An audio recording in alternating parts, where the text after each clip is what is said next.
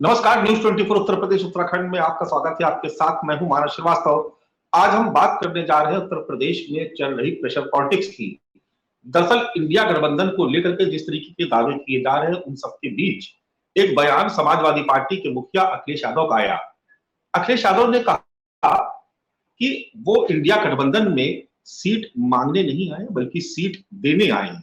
यानी एक तरीके से उनका इशारा पूरी तरीके से साफ है कि उत्तर प्रदेश में इंडिया गठबंधन के वो सबसे बड़े दल हैं, लिहाजा जिस भी गठबंधन के सहयोगी दल को जरूरत हो वो उनसे टिकट मांगे, वो किसी से टिकट मांगने नहीं जाएंगे। यानी जिन सीटों पर लड़ना वो तय कर चुके हैं उससे एक तरीके से कहा जाए तो पीछे नहीं हटेंगे। हालांकि उन्होंने आगे ये भी कहा कि गठबंधन के जितने भी सहयोगी दल हैं उनको साथ लेकर चलेंगे, लेकिन एक तरीके से उन्होंने ये साफ कर दिया कि चाहे कांग्रेस हो या राष्ट्रीय लोकदल, जो उम्मीदें पाले हुए हैं, जिस तरीके से वो डिमांड कर रहे हैं, जैसी खबरें आ रही हैं, कोई 20 सीट मांग रहा है, कोई 30 सीट मांग रहा है, कोई 35 सीट मांग रहा है। ऐसे में अखिलेश यादव ने ये साफ कर दिया अपने कार्यकर्ताओं के सामने कि वो इस प्रेशर में आने वाले नहीं है। गठबंधन के वो सबसे बड़े दल है उत्तर प्रदेश में, लिहाजा वो सीट किसी से मांगेंगे नहीं, वो देने की मुद्रा में है। यानी जो वो दे देंगे उसको बाकी सहयोगी दलों को स्वीकार करना होगा। तो क्या अखिलेश यादव अभी शुरुआत से ही प्रेशर पॉलिटिक्स कर रहे हैं? क्या सीट शेयरिंग को लेकर के वो ये दिखाना चाह रहे हैं कि वो किसी के मोहताज नहीं, यानी इंडिया गठबंधन की उत्तर प्रदेश में उन्हें उतनी जरूरत नहीं जितनी की बाकी सहयोगी दलों की वो है।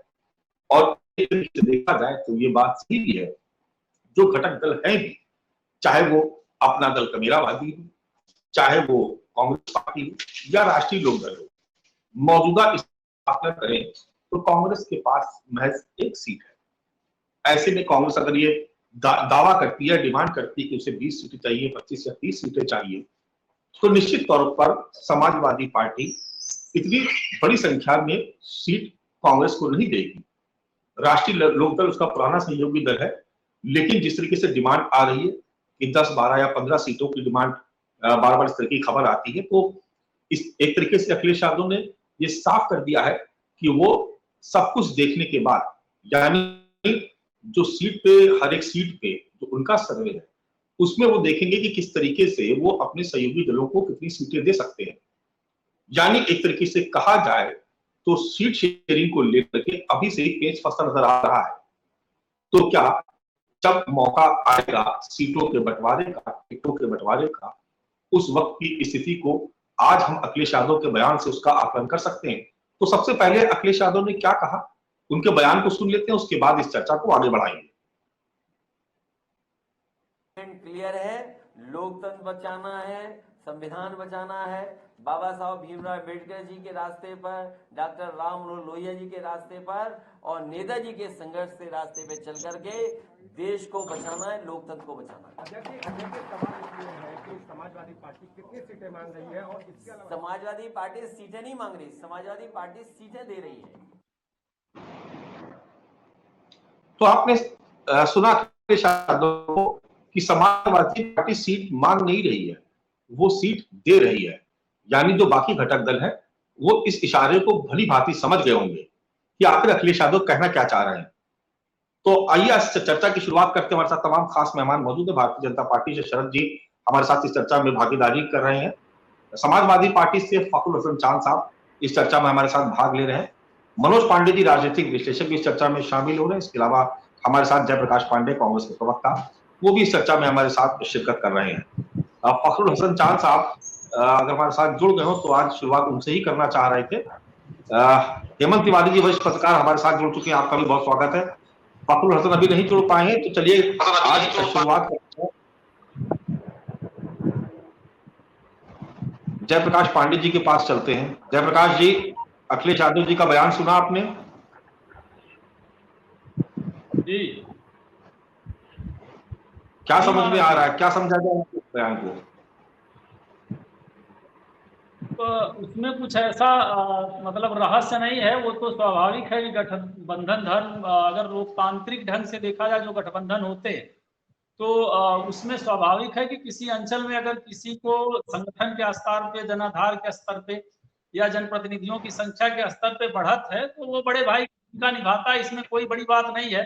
जब भारतीय जनता पार्टी में भी लोकतांत्रिक दौर था, अटल जी के दौर में अगर आप याद करिए तो बाला साहब ठाकरे थे या प्रकाश सिंह बादल थे, तो पंजाब और महाराष्ट्र में भी ये छोटे भाई की भूमिका निभाते थे और बाला साहब ठाकरे तमाम ऐसे शब्द कहते रहते थे जिससे लगता था कि नहीं उनकी भूमिका कायम है, तो उससे इनके मतलब संघ में कोई वैचारिक स्तर पे या संघ की कार्य कुशलता पे कोई बाधा तो आती नहीं थी। हाँ, एक चीज मैं बता दूं कि बिस्मार्क एक बड़ा अच्छा शब्द कहते थे कि जो तानाशाह प्रकृति के राष्ट्र होते हैं या नेतृत्व होते हैं, वो जब गठबंधन करते हैं तो उनके गठबंधन में जो अलायंस के सदस्य होते हैं उनका रिलेशन एक घोड़े और घुड़सवार का होता है। जो तानाशाह होता है वो अपने गठबंधन के साथियों को घोड़े की शक्ल देके उनकी पीठ पर बैठता है, तो घुड़सवार की शक्ल में मोदी जी को या भाजपा के विचार संस्कार के लोगों को लग रहा होगा कि इसमें कुछ बड़ा मतलब मिस्ट्री है या बड़ी समस्या है, लेकिन हमें तो कुछ नजर ही नहीं आता अब इसमें क्या सच्चाई नहीं है। और हमारे जो शीर्ष नेतृत्व राहुल भी अक्सर कह चुके हैं कि भाई जिस भी प्रदेश में सूबे में जिस क्षेत्रीय दल की या किसी भी कहिए कि संगठन की ताकत बड़ी है तो कांग्रेस निश्चित रूप से उनको आदर देगी और उनका नेतृत्व भी स्वीकार करेगी। और उत्तर प्रदेश में अखिलेश जी सबसे बड़े दल के रूप में उन्होंने बड़े सहजता से ये बात कही है। अब उसको अगर इस ढंग से देखा जा रहा है कि बांट रहे हैं, ले लोकतंत्र में बांटना लेना क्या, क्योंकि जब साझा वैचारिक शत्रु हो, लोकतंत्र को खतरा हो, तो वहां तो ये है कि भारतीय जनता पार्टी के विरुद्ध जैसे कुरुक्षेत्र में युद्ध हुआ था तो जितनी छोटी भी ये अलायंस था पांडवों के पास, सबको ये था कि पहले इनको अधर्म को नष्ट करिए, धर्म की स्थापना करिए। तो बाबा साहब की विरासत अगर बचानी है, गांधी जी की विरासत बचानी है, तो पहले गोडसे के संस्कार वालों से मुक्ति मिले। हमें इन शब्दों पे नहीं जाना चाहिए, अखिलेश जी की भावना में हमें कुछ रहस्य नजर नहीं आता। चलिए, लेकिन केशव प्रसाद मौर्य जी ने इसके तत्काल बाद उन्होंने एक बात कही, उन्होंने कहा कि ये जो खटपट नजर आ रही है दरअसल ये अलायंस ही गलत है, ये भ्रष्टाचारियों का अलायंस है, यानी जो तमाम भ्रष्टाचारी हैं वो सब एक मंच पर जमा हो गए हैं और ये अलायंस बहुत ज्यादा समय तक सर्वाइव नहीं करेगा, ऐसा केशव मौर्य जी ने कहा जब ये अखिलेश यादव जी का यह बयान आया कि हम सीट मांगने नहीं हम सीट देने आए। चलिए शरद जी, क्या लग रहा है आपको जिस तरीके की अखिलेश यादव जी की जो बयान सामने आया, उसकी समीक्षा करने को क्या आपको लग रहा है कि क्या समीक्षा अगर करें इसको तो क्या निकल के सामने आता है, आपको क्या समझ में आ रहा है? मानस जी देखिए, हमारी बहुत बहुत शुभकामनाएं विपक्ष को, क्योंकि जितना भी विपक्ष अभी बना है उसमें तकरीबन 3/4 पार्टियां वो हैं जो कांग्रेस को निपटा के बनी है। समाजवादी पार्टी कांग्रेस को निपटा के बनी, आम आदमी पार्टी कांग्रेस को निपटा के बनी, RJD, JDU, TMC, Uddhav Thackeray, जो ये अपना एनसीपी है, तो ये सारी की सारी पार्टियां तो वो हैं जिन्होंने कांग्रेस को निपटा के आई हैं। तो इन्होंने कांग्रेस को अब यहाँ तक पहुंचा दिया है कि अब कांग्रेस ने इनको बड़ा भाई मान लिया है, ये बहुत अच्छी बात है। लेकिन अब ये गलत है कि अच्छे भाई के बाद दिक्कत ये है कि इसमें दिल बड़ा किसका होगा, क्योंकि जिसका बड़ा दिल होगा, मेडिकल साइंस में सबसे खतरनाक स्थिति होती है मनुष्य की, जब उसका दिल बड़ा हो जाता है तो उसका तुरंत ऑपरेशन करना पड़ता है।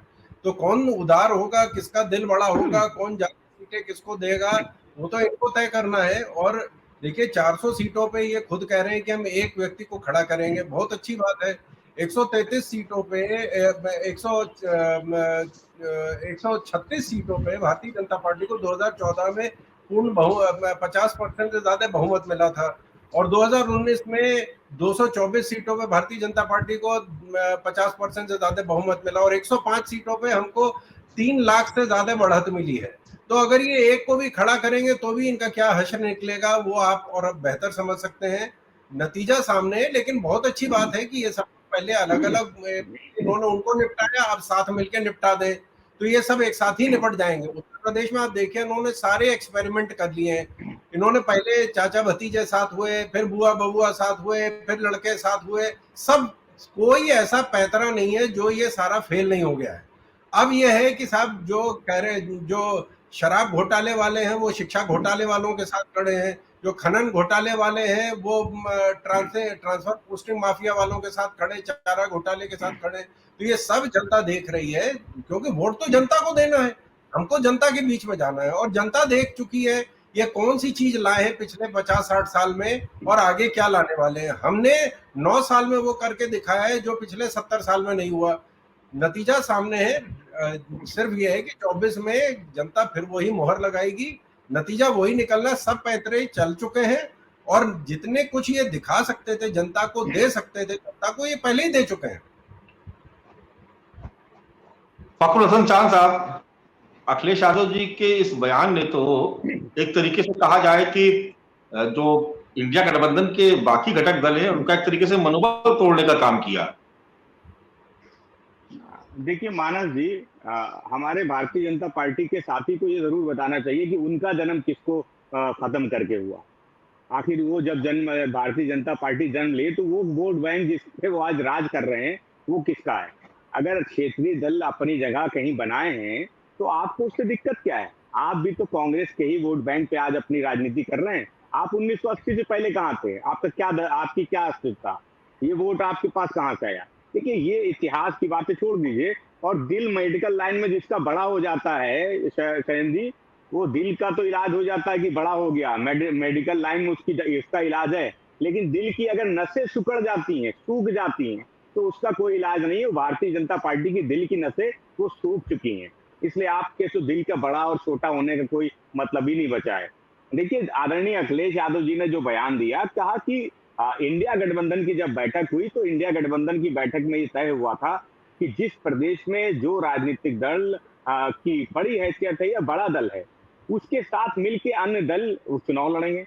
आदरणीय अखिलेश यादव जी के उस बयान को दूसरे तरह से पेश किया गया कि जब वो इस बात को कहते हैं कि उत्तर प्रदेश में हम सीट मांग नहीं रहे हैं, हम सीट दे रहे हैं।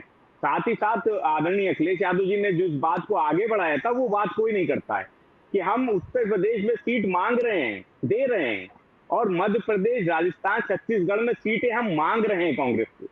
तो ये झगड़ा कहाँ है? हम तो उत्तर प्रदेश में बड़ा दल है इसलिए हम सीट दे रहे हैं, और कांग्रेस मध्य प्रदेश, छत्तीसगढ़, राजस्थान में बड़ा दल है, हम उनसे सीट ले रहे हैं वहां पे। तो ये लेने और देने का जो हिसाब किताब है वो तो इंडिया गठबंधन के हमारे साथियों के साथ है। इंडिया गठबंधन से किसी तरफ से कहीं आपको कोई बयान नहीं आया होगा, कोई किसी साथी को कोई नाराजगी नहीं रही होगी, क्योंकि हमारे इंडिया गठबंधन में तो ये बात तय हो गई थी। हाँ, पेट में दर्द किसके हो रहा है? भारतीय जनता पार्टी के हो रहा है। भारतीय जनता पार्टी के वो नेता बयान दे रहे हैं कि अरे अभी तो ये शुरुआत है। अरे भैया शुरुआत है, आप तो शुरुआत करके दिखाओ। आप बताओ राजभर को मंत्री क्यों नहीं बना रहे हो? आप सीट तो छोड़ दो उनको सीट आप कब दोगे? अनुप्रिया पटेल को क्या सीट देने जा रहे हो? संजय निषाद को क्या सीट देने जा रहे हो? उत्तर प्रदेश की बात कर लीजिए, महाराष्ट्र में चले जाइए तो आपने तो दो पार्टियां तोड़ी हैं, उन दोनों को आप क्या देने जा रहे हो?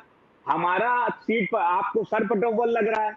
अरे आप शुरुआत तो करो, आप तो अभी शुरुआत नहीं कर पाए हो, आप तो पीछे खड़े तमाशा देख रहे हो। आप तो कोशिश कर रहे हो कि उत्तर प्रदेश में सीटें बढ़ जाए और उसके बाद हम तो कहेंगे राजभर ये लो, हमारे टिकट पे लड़ लो, अनुप्रिया पटेल ये लो, हमने दे दी, लड़ना लड़ो, अब तुम कहाँ जाओगे? संजय निषाद ये लो, मैंने दे दी, इस पे लड़ना लड़ लो, और हमारे सिंबल पे लड़ना, अपने सिंबल पे नहीं लड़ने देंगे। तो ये भारतीय जनता पार्टी उसका इंतजार कर रही है कि इंडिया गठबंधन की सीटों का बंटवारा हो जाए, उसके बाद हम अपने जो सहयोगी हैं जिनको ये घटक दलों के साथी कहते हैं, उनको अपने तरीके से दबा के पूरे देश में, सिर्फ उत्तर प्रदेश की बात नहीं हो रही, पूरे देश में अपने तरीके से बंटवारा कर ले। तो इंडिया गठबंधन के लोग अभी सीटों का बंटवारा करने नहीं जा रहे मानस जी, हम भारतीय जनता पार्टी का इंतजार करेंगे। और ये बताएं हमारे साथी बैठे हैं, ये सीटों का बंटवारा कब करेंगे? हमारा सीटों का बंटवारा उत्तर प्रदेश में अभी अलायंस के साथ और साथी जुड़ेंगे, जब साथी पूरे हो जाएंगे उसके बाद ही वो बंटवारा करेंगे उत्तर प्रदेश में। आदरणीय अखिलेश यादव जी ही ये तय करेंगे कि किसको कितनी सीट देनी है, और उस पर कहीं कोई संशय नहीं है। मध्य प्रदेश में हम कांग्रेस से सीट मांगेंगे और उत्तर प्रदेश में हम सीट उनको देंगे। ये हमारा परिवार का मामला है, ये भारतीय जनता पार्टी का मामला नहीं है। चलिए, परिवार का मामला बता रहे हेमंत जी, फखरुल हसन चांद साहब, आपको लग रहा है कि परिवार का ही मामला है या प्रेशर पॉलिटिक्स?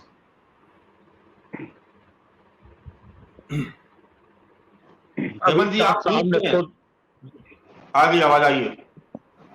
आ गई।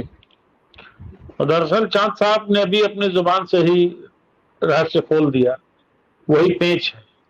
ताजा पेंच ये है कि ये जो 3 स्टेट्स में ये अपने कैंडिडेट लड़ाना चाहते हैं, अब तो अखिलेश जी तो छत्तीसगढ़ दौरा भी उनका है। ये दरअसल जो इन स्टेट्स में असेंबली इलेक्शन हो रहा है मानस जी, उसमें अखिलेश यादव ने अपने कैंडिडेट उतारे। राजस्थान के लिए उन्होंने 1-2 कैंडिडेट का ऐलान कर दिया और भी करने वाले हैं, और छत्तीसगढ़ में। तो ऐसी सूरत में कांग्रेस तो यही चाह रही है कि फिलहाल सीटों का बंटवारा अभी न हो। जब यूपी में सीटों को बंटवारे की बात आ जाएगी तो उनको वहां सीट देनी पड़ेगी। अब ये देखना बहुत ही महत्वपूर्ण होगा कि क्या कांग्रेस मध्य प्रदेश, छत्तीसगढ़ और राजस्थान में समाजवादी पार्टी को कुछ सीटें देती है या दोनों आपस में लड़ते हैं। ये बहुत इंपॉर्टेंट बात होगी। कांग्रेस का अंदरूनी तौर पर यह मानना है कि किसी तरीके से भी ये निपट जाए और हम अपने स्टेट्स में, जहां हमारी पूरी स्टेक लगी हुई है, जहां पूरा प्रतिष्ठा दांव पर लगी हुई है, इन स्टेट्स में हमारी ज्यादा से ज्यादा सीटें हों। तो उनको भी लग रहा है अगर हम 3 या 4 या 5 सीटें दे देंगे तो कैसे लड़ेंगे। ये जो तात्कालिक समस्या है, और इसमें कोई शक नहीं कि अखिलेश यादव और समाजवादी पार्टी सबसे बड़ी पार्टी है इंडिया गठबंधन की। तो जाहिर सी बात है कि टीम लीडर और कैप्टन तो उन्हीं का होगा, तो अखिलेश यादव तो कैप्टन रहेंगे। लेकिन वहां भी अभी बड़ी दिक्कतें पेश आ सकती है। राजनीति है, राजनीति में सारे दांव देखे जाते हैं। अखिलेश यादव का यूं कहना, जिस बयान पर आज हम लोग डिबेट कर रहे हैं, ये सामान्य सी बात नहीं है। एक पत्रकार के सवाल का जवाब देते हुए उन्होंने बात कही, लेकिन ये बात है कि हम अपने हिसाब से बांटेंगे, जाहिर सी बात है। क्योंकि यहाँ क्या है कि 1 दर्जन सीटों पर तो आरएलडी तैयार है कि हम 1 दर्जन सीटों पर लड़ेंगे। कांग्रेस के बहुत से नेता हैं और कांग्रेस के भीतर से भी इच्छा है, कांग्रेस टॉप लीडरशिप की, कि 2009 में हम जिन सीटों पर जीते थे, 21 सीटें थी, जिन सीटों पर जीते थे उन सीटों पर हमको टिकट दिया जाए। तो 2 दर्जन उनको, 1 दर्जन इनको अगर दे देंगे, 3 दर्जन देने के बाद अखिलेश यादव कहाँ लड़ेंगे? नंबर 1। नंबर 2 बात, इस विषय पर पूरी बात करने के पहले मैं एक पंक्ति जरूर कहना चाहूंगा, जो मैं अक्सर आपसे कहता हूं कि इंडिया गठबंधन तभी कामयाब हो सकता है जब पूरे उत्तर प्रदेश की सभी 80 सीटों पर भाजपा उम्मीदवार के खिलाफ अपोजिशन का खाली एक उम्मीदवार, तब भारतीय जनता पार्टी को परेशानी में डाल सकता है अपोजिशन उत्तर प्रदेश में। बाकी राज्यों की बात नहीं कर। लेकिन ये मुनासिब इसलिए नहीं है क्योंकि मायावती का भी रुख साफ नहीं है। साफ नहीं क्या, उन्होंने तो अभी साफ ही कर दिया है कि उन्हें इधर रहेगी ना उधर रहेगी। लेकिन मायावती के अतीत को अगर आप देखिए तो जाहिर सी बात है कि भारतीय जनता पार्टी की बगलगीर साबित हुई। ऐसे में इंडिया गठबंधन को मुश्किल है 2024 में।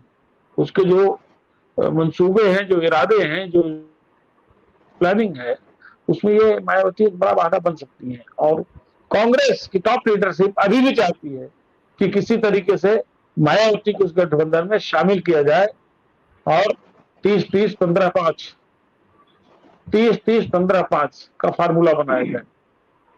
30-30 सपा बसपा, 15 कांग्रेस और 5 आरएलडी। तमाम तजुर्बे के बाद उनकी स्टडी ये रही है, ऐसा किया जाए। लेकिन मुझे लगता नहीं कि मायावती नहीं आएंगी, मुझे नहीं लगता कि मायावती आएंगे इसका। और अगर मायावती नहीं आती है तो जान लीजिएगा फिर भारतीय जनता पार्टी का परहेंट रहेगा, इसमें कोई 2 राय नहीं किसी तरीके से। और ये प्रूव्ड है, अतीत का सारा उदाहरण आप देखें। पर दिक्कत क्या है कि कांग्रेस 2009 में बढ़िया इलेक्शन लड़ी थी, लेकिन 2009 के बाद लगातार कांग्रेस के परफॉर्मेंस में अनएक्सपेक्टेड डिटोरेशन हुआ है। एक मौका था कांग्रेस को 1989 के बाद उसके रिवाइवल का, लेकिन जो भी कारण रहे हो कांग्रेस को सपोर्ट नहीं कर पाई, वरना कांग्रेस एक बार फिर से आ सकती। और एक बड़ी प्रॉब्लम अखिलेश यादव के साथ क्या है, अगर ये ज्यादा सीटों पे लोग लड़ते हैं किसी भी कीमत पर, मान लीजिए वो कितना बड़ा दिल करें, बहुत बड़ा दिल अखिलेश यादव कर ले, भगवान न करे कभी वो बीमार हो, उनकी आपको ऑपरेशन की जरूरत ना पड़े, स्वस्थ युवा है, बढ़िया अच्छी सोच वाले लगते हैं, तो अगर कितना बड़ा भी दिल कर लें और इन लोगों को सीटें मिल जाएं, गठबंधन बना रहे, ऐसी सूरत में श्रीमान जी उनके सामने एक बड़ा भय है। भाई इस बात का कांग्रेस को लगता है कि राहुल गांधी ने जो भारत जोड़ो यात्रा कर दी तो कांग्रेस की बड़ी वापसी हो रही है। कांग्रेस का अपना कैलकुलेशन।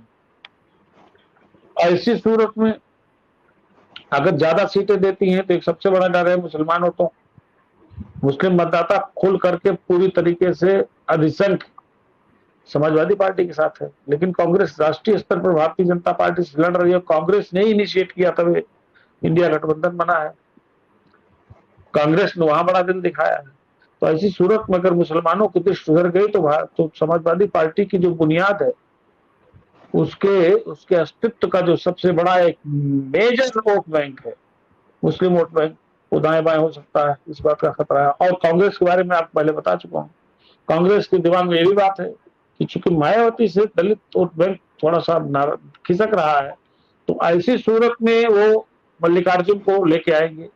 जरूरी नहीं कि उत्तर प्रदेश से लड़े, लेकिन मैंने आपको 2 महीने 3 महीने पहले बताया था मानस जी कि मल्लिकार्जुन खड़गे उत्तर प्रदेश की किसी सीट से, चाहे वो सहारनपुर हो, चाहे वो नगीना हो, चाहे वो इटावा हो, कहीं से चुनाव लड़ सकते हैं। और एक बात अली चेहरा, इसमें कोई शक नहीं, कांग्रेस जैसी पार्टी के राष्ट्रीय अध्यक्ष हैं तो एक संदेश जाएगा, और वो भी आकर्षण होता। तो कुल मिलाकर के कांग्रेस के मस्तिष्क में 2 बातें कि किसी तरीके से भारतीय जनता पार्टी को रोका जाए 2024 में, और उसकी जो हैसियत है, जो उत्तर प्रदेश में एकदम से गिर गई है, जिसके नाते पूरे देश में उसे कमजोर साबित किया गया है, तो उत्तर प्रदेश उसका कुछ सुधरे, आज नहीं तो कल सुधरे, 24 में 27 का असेंबली इलेक्शन में सुधरे, अगले पार्लियामेंट्री इलेक्शन में सुधरे उत्तर प्रदेश के। तो ये कुल मिलाकर के सबके अपनी अपनी इच्छाएं, अपने अपने स्वार्थ, अपनी अपनी जरूरतें हैं। प्रत्यक्ष तौर पर तो सब अच्छी बात करेंगे, लेकिन जब यह सीटों का हार जीत का हित सामने आ जाता है तब बाकी बातें भूल जाती है। तो ये अंतर्द्वंद तो सुनिश्चित रूप से चल रहा है। अखिलेश यादव 50 सीट से कम पे किसी कीमत पर 55 सीट से कम पे नहीं लड़ना चाहेंगे। लीडर हैं, टीम लीडर हैं, सीधे उन्होंने मोर्चा लिया 2022 में भारतीय जनता पार्टी से। तो ये सारे पेच हैं जो इस गठबंधन के लिए कहीं न कहीं अंदरूनी तौर पर समस्या पैदा कर रहे। लेकिन एक लाइन बता रहा हूं आखिरी, ये देखना बहुत दिलचस्प होगा मानस जी कि 3 राज्यों के विधानसभा चुनाव में क्या कांग्रेस बड़ा दिल दिखाती है अखिलेश यादव और समाजवादी पार्टी की, देखने वाली बात होगी। और अगर लड़े, एक दूसरे से लड़े, तो जाहिर तौर पर जान लीजिएगा कि उत्तर प्रदेश में सीट शेयरिंग के समय दिक्कतें और पेच ज्यादा होंगे। बिल्कुल ठीक बात है। ये इस बात की आशंका पहले से भी व्यक्त की जा रही थी। चलिए मनोज पांडे जी के पास चलते हैं। मनोज जी, आपको क्या लग रहा है कि घोसी उपचुनाव की जो जीत हुई, कांग्रेस दावा कर रही है या बाकी जो सहयोगी दल थे वो सब कह रहे हैं कि ये इंडिया गठबंधन की जीत है? अखिलेश यादव को क्या लगता है कि क्योंकि वो सीट जिता करके लाए हैं, उन्होंने उसका पूरा क्रेडिट शिवपाल सिंह यादव को खुले मंच से दिया, आपको लगता है कि घोसी उपचुनाव में मिली जीत के बाद अखिलेश यादव के हौसले बुलंद और उनको लगता है कि जो बाकी सहयोगी दल है वो उनके मुकाबले कहीं ठहरते नहीं है, लिहाजा वो तय करेंगे कि किसको कितनी सीट देनी है? देखिए मानस जी, एक बात तो बड़ा स्पष्ट है कि घोसी की जीत इंडिया की जीत नहीं है, समाजवादी पार्टी की जीत है। वो पूरे तरीके से समाजवादी पार्टी की जीत है। और उस चुनाव में क्योंकि बसपा का कोई प्रत्याशी नहीं था, तो एक प्रतिष्ठित भी हो गया कि यदि बसपा का प्रत्याशी नहीं रहता, यानी बसपा अगर इंडिया अलायंस में आती है तो बसपा को भी फायदा होगा और इस चुनाव में भारतीय जनता पार्टी का मुकाबला किया जा सकता है। एक बात बड़ा स्पष्ट है कि घोसी का चुनाव दिग्गज था और समाजवादी पार्टी जो उत्तर प्रदेश में भारतीय जनता पार्टी के बाद नंबर 2 इसलिए कि चूंकि वो सत्ता से बाहर है, लेकिन सबसे बड़ी पार्टी है और उसके पास उसका जनाधार है। कांग्रेस का भी उतना जनाधार नहीं है। कांग्रेस इंडिया अलायंस में शामिल है, राजनीतिक रूप से बयान दिया जा सकता है और राजनीतिक रूप से कांग्रेस का बयान देखा जाना चाहिए। अब रही बात सीटों के शेयरिंग की, अखिलेश जी का बयान अगर आप ध्यान से देखें, अखिलेश जी ने बड़ा अच्छा बयान दिया है, अच्छे तरीके से वो एक मजे हुए नेता की तरह बयान दे रहे हैं, क्योंकि लोकसभा का चुनाव बाद में होना है। लोकसभा का चुनाव अभी पहले नहीं होगा, पहले उन राज्यों के चुनाव होंगे, मध्य प्रदेश, राजस्थान, छत्तीसगढ़, जहां कांग्रेस की सरकार है या कांग्रेस मजबूत है। जैसे मध्य प्रदेश में कांग्रेस मजबूत है तो सीटों के शेयरिंग की बात अगर अखिलेश जी कह रहे हैं, अखिलेश जी यहाँ बड़ा दिल दिखा रहे हैं, तो वो चाहेंगे उससे उनका जनाधार भी बढ़ेगा, पार्टी का राष्ट्रीय जो स्वरूप है वो भी बड़ा होगा। और पार्टी जब केजरीवाल जी 2 राज्यों में हो सकते हैं, पंजाब में हो सकते हैं, तो अखिलेश जी भी प्रयास करेंगे कि समाजवादी पार्टी का विस्तार हो, वो राष्ट्रीय पार्टी के रूप में और आगे बढ़े और अन्य राज्यों में भी हमारे विधायक और सांसद हों। ये निश्चित रूप से अखिलेश जी ने बड़ा सोचा समझा एक राजनीतिक बयान उन्होंने दिया है। और अब ये देखना है कि इन राज्यों के चुनाव में कांग्रेस क्या, अखिलेश जी की तरह कांग्रेस जो सबसे बड़ी वहां बड़ी पार्टी है, कांग्रेस का जनाधार है, क्या कांग्रेस भी अखिलेश जी की तरह बड़ा दिल दिखाते हुए अधिक से अधिक सीटें समाजवादी पार्टी को देती है, या समाजवादी पार्टी जितना चाहती है उतना दे रही है, एक बड़ी बात है। दूसरा कि उत्तर प्रदेश के चुनाव में अगर अभी हेमंत जी बता रहे थे 30-30, 15 और 5, ये तो अभी सीट शेयरिंग की बात है। अगर बसपा आती है तो, अगर बसपा का गठबंधन नहीं होता है तो क्या होता है, तो सीट शेयरिंग बड़ा फार्मूला है, एक बड़ी चीज है। और आने वाले कल में इन चुनावों में ये स्पष्ट हो जाएगा कि इंडिया गठबंधन में आपस में मिलजुल करके चुनाव हो पाएगा या चुनाव से पहले फिर कोई उथल पुथल होगा। तो ये एक बहुत बड़ा ऐसी टेस्ट है। और घोसी का चुनाव निश्चित रूप से इंडिया गठबंधन को एक ऑक्सीजन दे गया है और इस बात को जो है साबित करने में सफल रहा है कि भारतीय जनता पार्टी को अगर सारे दल मिल जाए तो भारतीय जनता पार्टी को चुनाव हराया जा सकता है। शरद जी जिस बात का जिक्र कर रहे हैं हेमंत जी की, अगर इंडिया गठबंधन आपके यानी बीजेपी के खिलाफ अगर एकमात्र कैंडिडेट देता है तो मुश्किल तो आपके सामने खड़ी भी हो सकती है, इससे तो इनकार आप भी नहीं कर सकते, क्योंकि घोसी के उपचुनाव का जो नतीजा है वो बहुत सारी कहानी बयान करता है, बहुत कुछ इशारा करता है। ऐसे में थोड़ी दिक्कत तो आपको भी, तो इसलिए आप भी के मन में ये इच्छा होगी कि किसी तरीके से ये गठबंधन खड़ा ना होने पाए, इसलिए आप लोग बार बार बयान देते हैं ये तो भ्रष्टाचारियों का गठबंधन है, ये तो लाचार लोगों का गठबंधन है, ये तो सारे लोग मिलकर के मोदी जी का रथ रोकने के लिए एक साथ जमा हो गए। तो कहीं कुछ तकलीफ, कहीं कुछ परेशानी तो आपको महसूस होती होगी। मानस जी देखिए, उत्तर प्रदेश की जैसे बात कर रहे हैं, उत्तर प्रदेश में आप भी जानते हैं, हम भी जानते हैं और मनोज पांडे जी ने भी बात कही है कि उत्तर प्रदेश में कांग्रेस का कोई जनाधार नहीं है। इसके अलावा सपा बसपा जो है वो पहले मिलकर चुनाव लड़ चुके हैं, उनका 15 सीटों पे सीमित हो गए थे और सपा अभी बसपा जो अभी फिलहाल सपा के साथ आने को तैयार नहीं है। दूसरी चीज ये है कि आप अगर पूरे राष्ट्र में देखें तो कम्युनिस्ट पार्टी ने कह दिया है कि वो टीएमसी के साथ चुनाव मिलकर नहीं लड़ेंगे, वो अपने कैंडिडेट वहां खड़े करेंगे। सीताराम येचुरी ने ऑन रिकॉर्ड ये बात कह दी है। 12 विधायक मेघालय के सारे जो है टीएमसी में चले गए हैं, उनके जो सीएम कैंडिडेट थे वो भी टीएमसी में चले गए हैं। और अभी तो शुरुआत है, आगे देखिए जब रात ऐसी मतवाली है तो सुबह का आलम क्या होगा, क्योंकि दिल्ली में कितनी सीटें केजरीवाल जी कांग्रेस को देंगे, कांग्रेस कितनी सीटों में इनको अकोमोडेट करेगी। पंजाब कांग्रेस के बाजवा साहब जो प्रताप सिंह बाजवा हैं, उन्होंने कह दिया है कि हम आम आदमी के पार्टी साथ कोई गठबंधन नहीं करेंगे। तो दिल्ली में जो इनके प्रवक्ता हैं उन्होंने खुद ही कह दिया है कि नहीं साहब, केजरीवाल जी जो है वो प्रधानमंत्री बनने के लिए सबसे अहम कैंडिडेट है। तो अभी इनमें आपस में समझौता हो जाए कि बात तो तब हो जब इनका कोई प्लान सामने आए। उत्तर प्रदेश में कांग्रेस कुछ नहीं कर सकती, कांग्रेस का कोई जनाधार नहीं है। उनका एकमात्र जो था राहुल गांधी को भी वायनाड का टिकट कटा दिया गया है। तो उत्तर प्रदेश में कांग्रेस सपा को क्या देगी और सपा कांग्रेस को क्या मदद करेगी मध्य प्रदेश में, छत्तीसगढ़ में, वो तो अभी देखने वाली बात है। और हम तो ये चाह रहे हैं कि गठबंधन हो ताकि जनता को एक बार और समझ में आ जाए कि साहब ये जितना भी कलाकारी है इसका जब वही निकलने वाला है जो पहले निकला था। और अब की बार पिछली बार से ज्यादा सीटें हमको निकलने वाली है। आप देखिए 14 से हमारी सीटें 19 में बढ़ी थी और अब की बार आप देखिए उससे ज्यादा सीटें हमारी आने वाली है। ये सारे गठबंधन कर ले, हम तो चाह रहे हैं, हमारी बहुत बहुत शुभकामनाएं हैं विपक्ष के साथ, ये लोग गठबंधन करें ताकि जो थोड़ा बहुत एक पर्दा है कि नहीं अगर ये गठबंधन होता तो क्या हो जाता, कौन से बादल फट पड़ते, वो भी देख लेते हैं। चलिए तब 8 महीने बाद है कहानी, आज सब दूध का दूध पानी का पानी हो जाएगा। जयप्रकाश जी, जो शब्द शरद जी ने इस्तेमाल किया कि ये कलाकारी जो आपकी है, ये मतलब ये आखिरी कलाकारी आपकी, इससे पहले जितने भी सारे दांव आप आजमा चुके हैं, यानी दो लड़कों की जोड़ी भी बन चुकी है यहाँ पे, बुआ बबुआ या बुआ भतीजे का भी एक गठजोड़ यहाँ पर आ चुका है सामने। तो ये आप दोनों के सामने अंतिम मौका है। अगर ये गठबंधन फेल हुआ तो उसके बाद फिर आप विकल्पहीन हो जाएंगे, कोई आपके पास रास्ता नहीं बचेगा, क्योंकि उसके बाद तो प्रयोग करने के लिए कुछ है नहीं। तो शायद इसीलिए शरद जी कह रहे कि आपकी अंतिम कलाकारी है ये। मानस जी हमसे सवाल है। जी जयप्रकाश जी आपसे ही सवाल है। हाँ, आज थोड़ी आवाज हमें साफ नहीं आ रही है, लेकिन मैं चलिए, अगर आपका कनेक्शन जो है वो ठीक नहीं है, मैं रिक्वेस्ट करूंगा कि आपका कनेक्शन ठीक किया जाए, फिर आएंगे।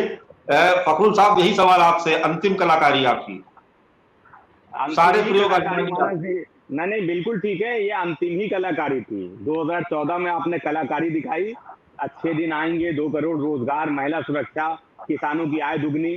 उस कलाकारी में आके देश के नौजवानों ने, किसानों ने, मजदूरों ने आपको वोट दे दिया। फिर आपने एक कलाकारी दिखाई 2019 में, आपको वोट मिल गया। अब आप कौन सी कलाकारी दिखाना चाहते हैं? आपके पास क्या बचा है? क्या खेल दिखाना चाहते हैं?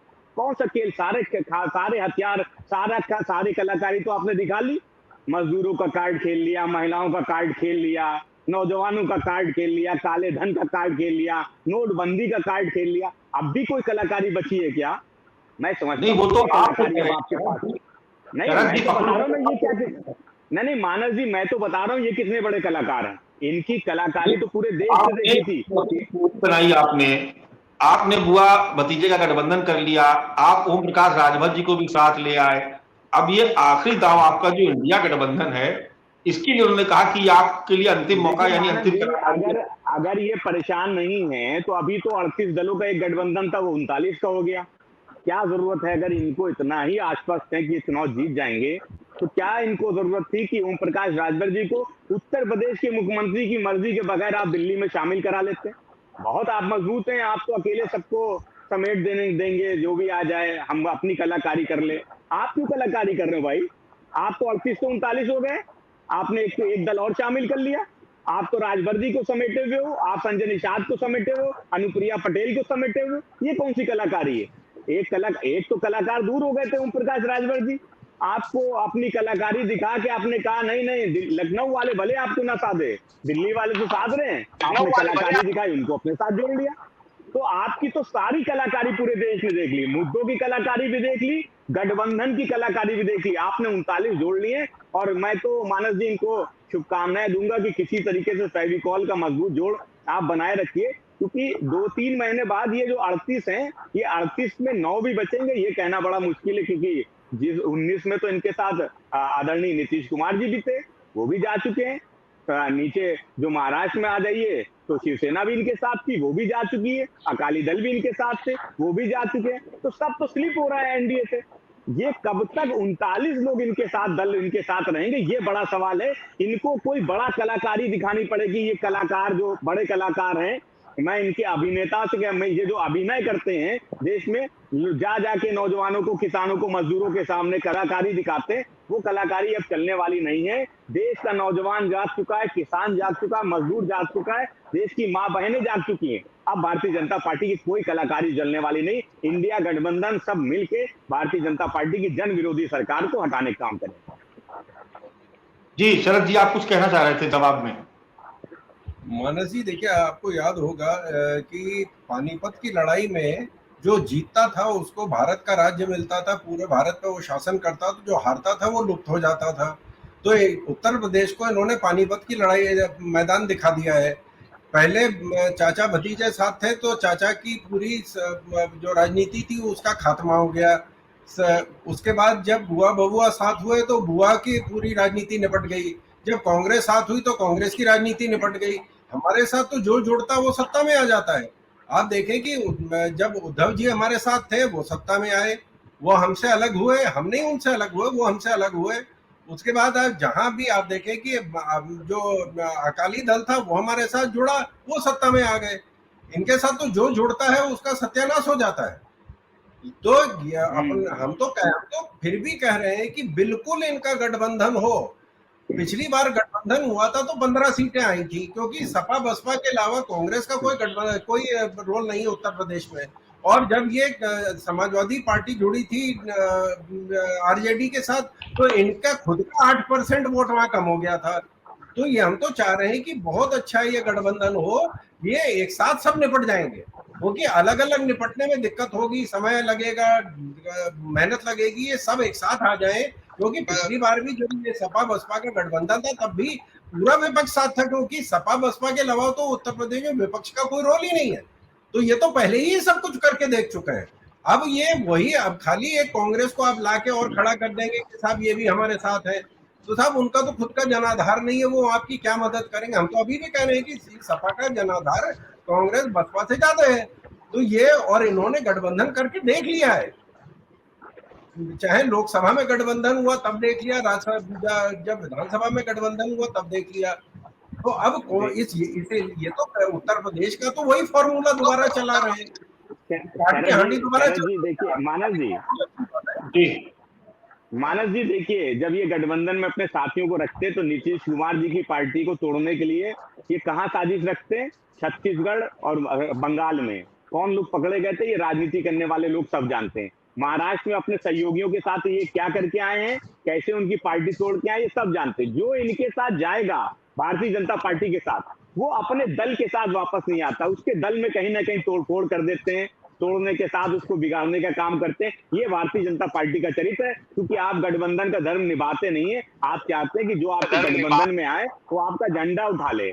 तो अकाली दल ने नहीं उठाया, वो अलग हो गया। शिवसेना ने नहीं उठाया आपका झंडा, वो अलग हो गए। नीतीश कुमार ने आपका झंडा नहीं उठाया, वो अलग हो गए। तो गठबंधन का धर्म आप निभाते कहाँ हो? समाजवादी पार्टी इंडिया के लोग गठबंधन का धर्म निभाते हैं। हमारे घर में अंदरूनी लोकतंत्र जरूर है, लोगों को अपनी राय रखने की छूट है। यहाँ पे कोई दो व्यक्ति किसी दल को नहीं चला रहे, ना किसी गठबंधन को चला रहे हैं। यहाँ सबकी अपनी अपनी राय है, और पूरे देश से एक समान राय बनने के बाद एक हम अपना घोषणा पत्र भी उसको लेके आएंगे, जो भारतीय जनता पार्टी अपने संकल्प पत्र 14 और 19 लेके आई थी, हम उस पर भी सवाल पूछ लेंगे। तो आने वाले समय में जो कलाकारों ने कलाकारी करके सत्ता हासिल की थी, उन सब कलाकारों से जनता जवाब जरूर मांगेगी। चलिए, कौन कितना बड़ा कलाकार है ये तो लोकसभा चुनाव के नतीजे बताएंगे, लेकिन जयप्रकाश जी अंतिम मौका।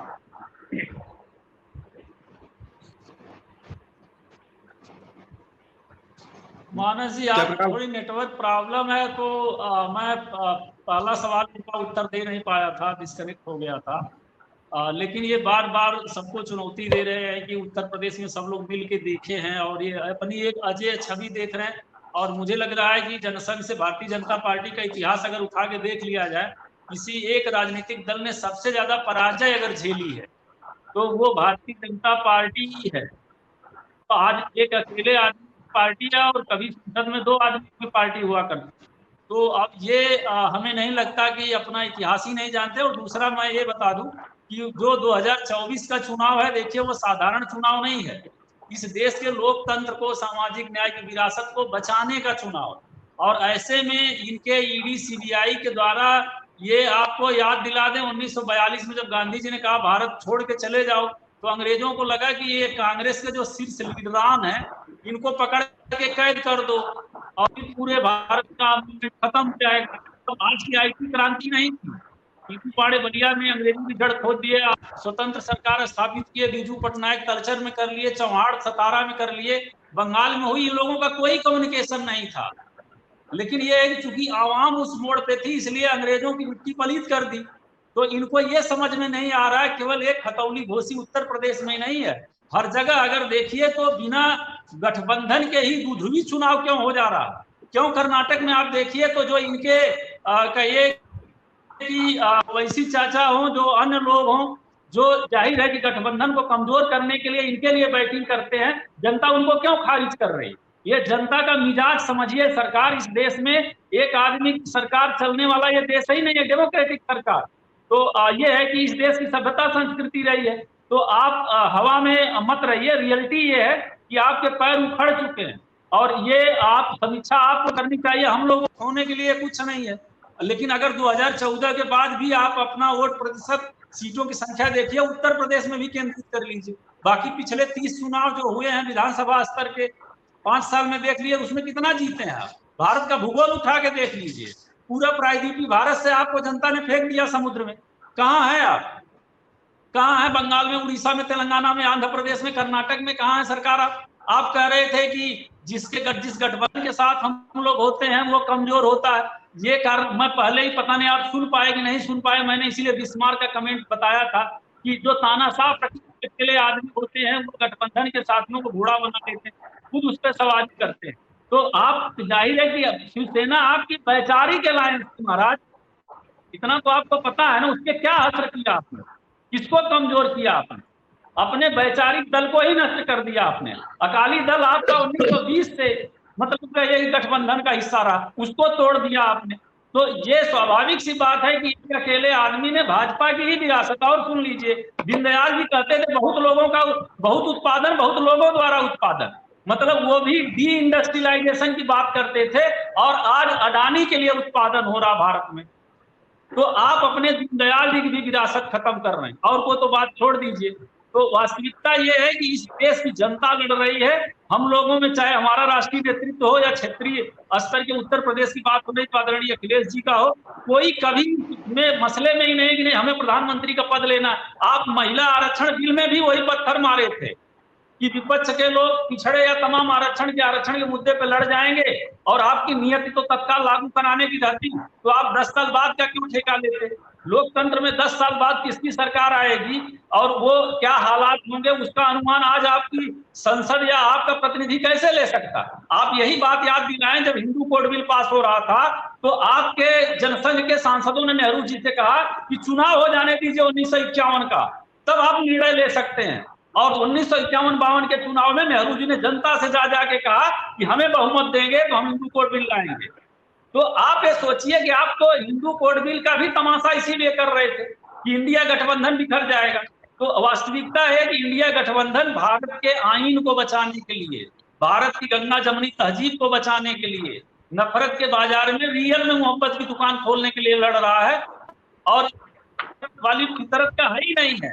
आप अपने को सुधार लीजिए, अटल जी की विरासत पे आगे बढ़िए, तभी बचेंगे, वरना आपकी विदाई तय है। चलिए, हेमंत तिवारी जी हमारे साथ अभी बने हुए हैं। हेमंत जी, एक सीट मात्र है उत्तर प्रदेश में कांग्रेस पार्टी की, रायबरेली, अमेठी से बीजेपी उनको बेदखल कर चुकी है। अब सवाल ये उठता है कि आखिर सीट शेयरिंग का जब सवाल आएगा तो महज एक सीट वाली कांग्रेस पार्टी को अखिलेश यादव कितनी सीट ऑफर कर सकते, कितना अफोर्ड कर सकते हैं वो? यही सब तो बातें हैं जो भविष्य में समस्या करेंगी। जो जितना पांडे जी कितने अच्छे वक्ता है, मुझे लगता है कांग्रेस के सबसे सरल और बहुत जानकार प्रवक्ता हैं। दरअसल कांग्रेस का दुर्भाग्य यही है कि कांग्रेस को जब मौका मिला तब कांग्रेस ने अपनी चीजें फिर से इकट्ठा नहीं। मैंने क्या कहा था, 89 के बाद 2009 में मौका मिला था, पब्लिक ने दिया था, आपने बड़ी मेहनत नहीं कर ली थी, पब्लिक ने दिया था, अप्रत्याशित परिणाम। लेकिन उसके बाद आप देखिए, उसके बाद 2, फिर 1, ये स्थिति है। और दूसरी बात, भारतीय जनता पार्टी पर जितने इल्जाम लग रहे हैं, ये इल्जाम तो पहले भी लगे हैं भाई, ऐसे ही तो लगे हैं। कौन सी नई चीज आ गई? ऐसे लगते रहे हैं और परिणाम आप देखते रहे। इस बार उखाड़ देंगे, इस बार फेंक देंगे, इस बार जनता नाराज है। मैं ये बात इसलिए नहीं कह रहा हूं, यही असलियत है, यही देखा हम लोगों ने। पर जो आपने कलाकारी शब्द की बात की, पूरी देखिए, कलाकार तो भी ठीक होते हैं, कम से कम वो जानते हैं कि उनको एक्टिंग करनी है स्टेज पर या लाइव पर या कहीं सार्वजनिक स्थान पर, उनको एक्टिंग करनी है, कलाकारी करनी है। पर पॉलिटिक्स में इतने कलाकार हैं कि साहब इनकी कलाकारी आप भांप ही नहीं सकते, नहीं भांप सकते। कौन कहाँ है, कब क्या करेगा, किसके साथ क्या है, तो असली कलाकार तो लोग। पर जहां तक कांग्रेस की बात है, मेरा भी मानना है, कांग्रेस ने अगर पिछले 4 सालों में अपने आप को थोड़ा बेहतर किया होता उत्तर प्रदेश में, तो आज तो मैं सही बता रहा हूं कि अभी भी मुसलमानों के बहुत से लोग, मुस्लिम भाइयों से मेरी बातचीत होती है, तो पढ़े लिखे जहनी लोग, वो भी कांग्रेस को देखते हैं। लेकिन कांग्रेस को देखते हैं तो कैसे देखें बताइए? यहाँ पार्लियामेंट के इलेक्शन में आपको 12,000 वोट मिले, वहां कैसे देखेंगे? और सीट शेयरिंग में दिक्कत क्या आएगी? आप कुछ एक उदाहरण देख के चलते हैं। जैसे आप फैजाबाद सीट मान लीजिए, फैजाबाद सीट पर 2009 में निर्मल खत्री लड़े थे, बहुत पॉपुलर लीडर हैं, हर जात बिरादरी में उनकी अपनी पैठ। 2014 में उनको 1.25 लाख के आसपास वोट मिले थे और तीसरे स्थान पर।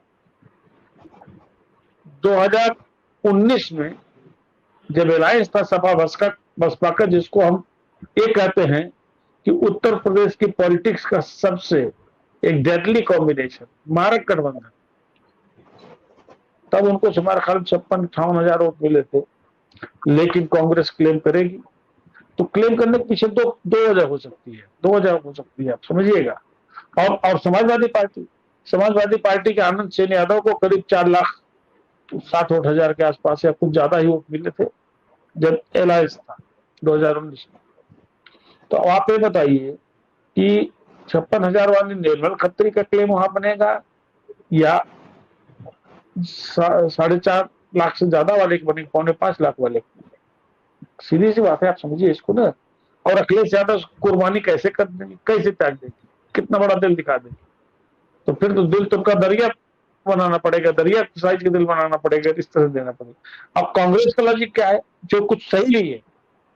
कांग्रेस का लॉजिक ये है कि अगर निर्मल खत्री को अपोजिशन कैंडिडेट बनाया जाता है, ज्वाइंट अपोजिशन यानी इंडिया गठबंधन का ज्वाइंट अपोजिशन तो ही नहीं सकता, क्योंकि मायावती अलग है। इन सारी डिबेट में, हर चर्चा में, हर लॉजिक में एक लाइन जोड़ लीजिए, मायावती अलग है और कांग्रेस की जो बड़ी इच्छा है भीतर से, लेकिन उसके बावजूद मेरा मानना मायावती अलग ही रहेगी। तो पहले तो इंडिया गठबंधन को लोग मायावती से लड़ेंगे, उसके बाद भारतीय जनता पार्टी से लड़ेंगे। तो भारतीय जनता पार्टी को एकदम उखाड़ फेंकने की जो बात कही जाती है, ये उत्तर प्रदेश में फिलहाल तब तक संभव नहीं है जब तक मायावती खुद अपोजिशन से लड़ रही है, आप समझे। और कांग्रेस की स्थिति क्या है, मेरा जो बात कर रहा था जरूरी रह गई। निर्मल खत्री वाकई अगर कैंडिडेट बनते हैं तो निर्मल खत्री किसी भी कैंडिडेट को, जो भारतीय जनता पार्टी की बड़ी फेवरेट सीट है अयोध्या, फैजाबाद जो सीट थी, वो अच्छी टक्कर दे सकते हैं अगर ज्वाइंट अपोजिशन कैंडिडेट हो जाए, इंडिया गठबंधन के भी कैंडिडेट अगर हो जाए तो थोड़ा प्रैक्टिकल कुछ चीजें, कांग्रेस कुछ प्रैक्टिकल चीजों बात कर रही है, और जो सामने प्रत्यक्ष में है तुम 56,000 वाले हो, हम 4,65,000 वाले हैं, यही पूरे उत्तर प्रदेश में आएगी। और मुझे नहीं लगता कि अखिलेश यादव, कांग्रेस की जो मांग है 20 से 22 सीट, इस पर अखिलेश यादव या समाजवादी पार्टी किसी कीमत पर नहीं तैयार हो सकती। और उनको मालूम है, अखिलेश यादव को पता है कि वास्तव में कांग्रेस की क्या स्थिति है उत्तर प्रदेश में, उसको किन सीटों पर कितने वोट मिल सकते हैं। माहौल में बहुत बड़ा बदलाव कोई नहीं आया। कांग्रेस का सोचना है कि राहुल गांधी ने जो चमत्कार किया वो यात्रा वाला, उससे पूरे देश में माहौल बदल गया। ऐसा नहीं। हाँ, भारतीय जनता पार्टी के सामने एक एंटी इनकम्बेंसी की स्थिति थोड़ी आएगी, लेकिन ये भी कलाकार है, हल्के नहीं है मानस जी, ये कोई न कोई नई चीज लाएंगे। 2024 के असेंबली इलेक्शन के पहले, वैसे इलेक्शन के ठीक पहले तो राम जी आ जाएंगे, राम जी का मंदिर शुरू हो जाएगा 22 जनवरी को, जो टेंटेटिव डेट है, और भी तमाम चीजें हैं, कुछ और चीज आ सकती है। तो एकदम से मत समझिए। और उत्तर प्रदेश को आपने अगर नहीं पकड़ा, उत्तर प्रदेश में भाजपा को नहीं कमजोर किया, तो आप मत सोचिएगा कि आपको त्रिवेंद्रम और चेन्नई और बेंगलुरु और यहाँ वहां से आप भारतीय जनता पार्टी नरेंद्र मोदी को बेदखल करेंगे।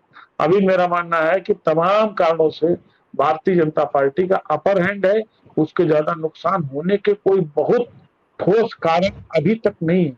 अपोजिशन ऐसा कुछ नहीं कर पाया है। अपोजिशन को चाहिए था कि अब तक पूरे जिले में जा करके हर जगह सड़क घेरते। लखनऊ में आपने कोई, आप मानस जी खुद बताइए, आप तो उस विधानसभा के नजदीक बैठते हैं, 5-10 कदम 25 कदम नहीं होगा आपके यहाँ से। अपोजिशन का कोई प्रदर्शन आपने देखा पिछले 1-2 वर्ष में? कितने देखे? तो सड़क साफ है ही नहीं साहब, कहाँ कितना लोग। आंदोलन नेताजी के जाने के साथ ही खत्म हो गया। हेमंत भाई, यही कह रहा सड़क हूं। पे तो आपके के जमाने में हुआ करते थे, अब तो होते नहीं है। तो शिवान जी ये मत समझिए, आप बैठ करके ट्विटर से और इससे और उससे आप लड़ाई नहीं लड़ सकते।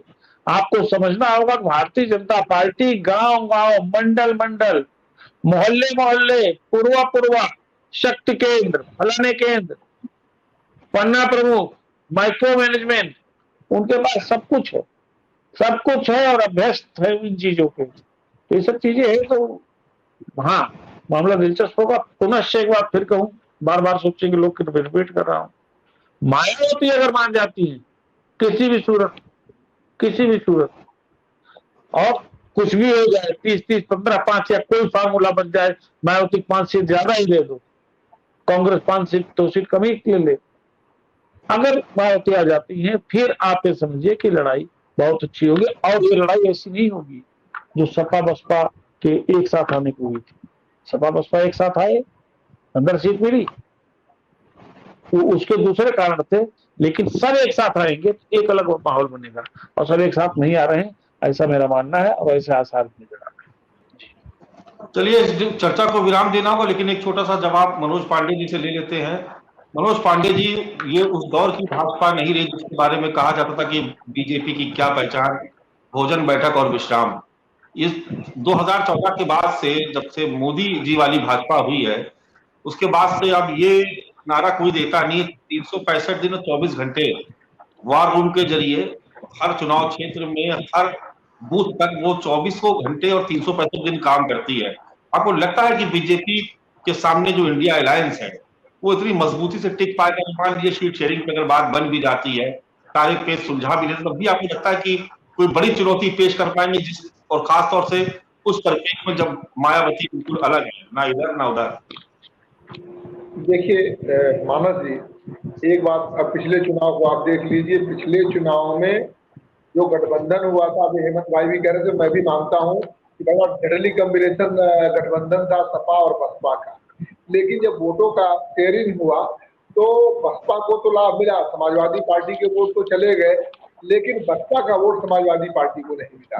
तो जो ये कॉम्बिनेशन बन रहा है, जो ये इंडिया गठबंधन है, अगर जैसे भारतीय जनता पार्टी का या भारतीय जनता पार्टी के अलायंस है, एनडीए के अलायंस है, उसमें हम भारतीय जनता पार्टी की बात करें तो भारतीय जनता पार्टी में पन्ना प्रमुख से लेकर के और ऊपर तक समीक्षा चल रही है। तो अब ये बात तो सच है कि भोजन, वार्ता और विश्राम वाली पार्टी वो नहीं रही। अब वो हर तरीके से 24 घंटे 365 दिन एक्टिव रहती है। विपक्ष को भी, इंडिया गठबंधन को भी चुनाव में इसी तरीके से लड़ना होगा, पहली बात, अगर वो इस तरीके से लड़ते हैं। दूसरी बात कि जगह जगह दूसरे प्रत्याशी लड़ेंगे, गठबंधन के प्रत्याशी लड़ेंगे, तो अगर वोटों को शेयर कराने में ये गठबंधन सफल रहता। अगर पिछले तरीके से हुआ तो बसपा को फायदा मिला था, सपा को नुकसान हुआ था। अगर इस बार भी कहीं ऐसा हुआ कि वोट शेयरिंग नहीं हो पाया, वोट ट्रांसफर नहीं हो पाया, शेयरिंग न कहिए बल्कि ट्रांसफर कहिए, अगर वोटों का ट्रांसफर नहीं हो पाया तो निश्चित रूप से गठबंधन को नुकसान होगा। और एनडीए का गठबंधन चूंकि पुराना है तो वहां वोटों की शेयरिंग, वोटों का ट्रांसफर तो पहले से दिख रहा है, उसी तरीके से चलता रहेगा। ओम प्रकाश राजभर जी जरूर उसमें जुड़ गए हैं उत्तर प्रदेश के लिए, लेकिन अगर वोटों का ट्रांसफर इंडिया गठबंधन में नहीं हुआ और पिछले 2019 के चुनाव की तरह हुआ तो निश्चित रूप से परिणाम बहुत चौंकाने वाले रहेंगे। और गठबंधन, और दूसरा जो सबसे बड़ी बात है कि गठबंधन को अब बूथ स्तर पर और निचले स्तर पर अब बात करना चाहिए, जितना जल्दी हो सके सीटों का जो शेयरिंग है उसे तय कर देना चाहिए, जिससे कि बाकी इंडिया गठबंधन के लोग भी बूथ बूथ और मोहल्ले मोहल्ले अपने कार्यकर्ताओं को तैयार कर सके और चुनाव लड़ सके। क्योंकि ऐसा देखा जा रहा है, आप देखिए पिछले कितने बहुत सारे चुनाव को आप देख लीजिए, वोटों का ट्रांसफर नहीं हो पा रहा है। तो अगर वो ट्रांसफर नहीं हुआ तो चौंकाने वाले परिणाम रहेंगे। चलिए मनोज जी, हालांकि शरद जी इस बात का जिक्र पहले ही कर चुके थे कि समाजवादी पार्टी ने जितने भी गठबंधन की, हर बार धीरे धीरे वो साफ होती गई, और कहीं ना कहीं शायद ये एक वजह हो सकती है कि इस बार अखिलेश यादव खुद इस बात को कह रहे हैं कि वो सीट मानने नहीं, सीट देने आए। चलिए, चर्चा को ही विराम देना होगा। आप सभी मेहमानों का बहुत बहुत शुक्रिया। शरद जी भारतीय जनता पार्टी से आपका बहुत शुक्रिया, हेमंत जी आपका, जयप्रकाश जी आपका, मनोज पांडे जी आपका, और बहुत शुक्रिया। आज हम बात कर रहे थे पावर पॉलिटिक्स की, प्रेशर पॉलिटिक्स की, कि क्या अखिलेश यादव अपने इस बयान के जरिए जो सहयोगी दल है या जो इंडिया गठबंधन के जो का दल है, क्या उनको ये बताने की कोशिश कर रहे हैं कि सीट बंटवारे की जब बात आएगी तो समाजवादी पार्टी वो नाम होगी जो ये तय करेगी कि किस घटक दल को कितनी सीटें मिल रही है, क्योंकि उत्तर प्रदेश में समाजवादी पार्टी ही वो दल है जो भारतीय जनता पार्टी के खिलाफ सबसे ज्यादा मजबूत और पिछले जो अनुभव रहे हैं, या यूं कहे जो कटु अनुभव बीते एक दशक में रहे हैं गठबंधन के, उसके बाद अखिलेश यादव इस बार फूक फूक का कदम रख रहे हैं। फिलहाल इस चर्चा को यहीं पर विराम देना होगा। कल किसी नए विषय के साथ आप सभी के सामने फिर से हाजिर होंगे। तब तक के लिए इजाजत दीजिए। नमस्कार।